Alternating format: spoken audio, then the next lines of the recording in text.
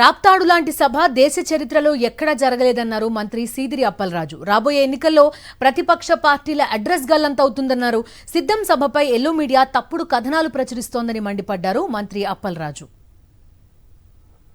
రాప్తాడులో జరిగినటువంటి సిద్ధం మహాసభని ఎందుకు అంటున్నానంటే, దేశ చరిత్రలోనే ఇలాంటి ఒక సభ జరిగినటువంటి సందర్భం మనకు లేదు.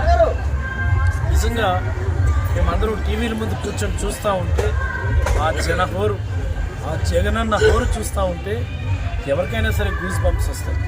నాకు తెలిసి రాయలసీమలో, కోస్తా ప్రాంతంలో, ఉత్తరాంధ్రలో ప్రతిపక్ష పార్టీలకు సంబంధించినటువంటి అడ్రస్ నిన్నటి మీటింగ్తో నేనైతే గల్లంత అయిపోయిందని నేను అనుకుంటా ఉన్నాను.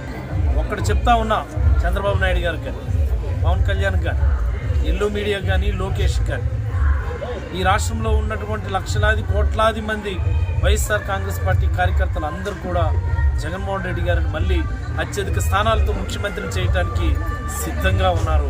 రాబోయే రోజులు మావి, పేద ప్రజలు, బీసీ, ఎస్సీ, ఎస్టీ, మైనారిటీలు ఈ రోజు వాళ్ళందరికీ మంచి జరగాలంటే జగన్మోహన్ రెడ్డి గారు ముఖ్యమంత్రి రావాలని దానికి సంకేతమే నిన్న రాప్తాడు మహాసభ దేశ చరిత్రలోనే ఒక గొప్ప సభగా మిగిలిపోతుందని నేనైతే అభిప్రాయపడతాను.